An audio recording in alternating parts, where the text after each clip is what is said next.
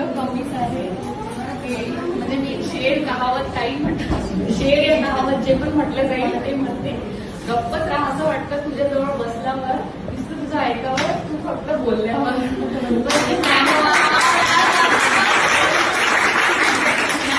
असते ना की जसं आपण कुठं बाहेर जसं आम्ही बेसिक शिकलो, पण त्यांनी असं कधी सांगितलं नाही, फक्त एवढं. पण मॅमनी असं कधी सांगितलं नाही की नाही तुम्हाला, आम्ही कधी शांतही बसलो राहिलो तर मॅम शिकायचे, अरे तुम्ही कसे बसलाय, तुम्हाला करायचं नाही का, म्हणजे त्या स्वतःहून करून घेता आपल्याकडनं.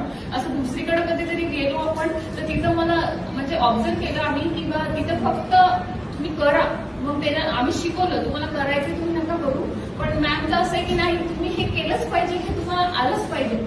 मॅम असं करतात ही मला, आणि मॅम मध्ये डिसिप्लिन, म्हणजे डिसिप्लिन मला कुठेच पाहायला नाही भेटलं. जे मॅम मध्ये डिसिप्लिन पाहायला भेटलं की नाही हे केलं पाहिजे. छोट्या छोट्याशा गोष्टी असतात ज्या आपण डेली लाईफ मधून शिकतो, म्हणजे हे कोणीच नाही सांगत की आपल्याला बाहेर गेल्यावर इतके प्रॉब्लेम फेस करावे लागतात. जे मॅम सांगतात की ही तुझ्या गोष्टी पण आपल्यासाठी खूप महत्वाच्या आहेत, त्या मॅम सांगतात.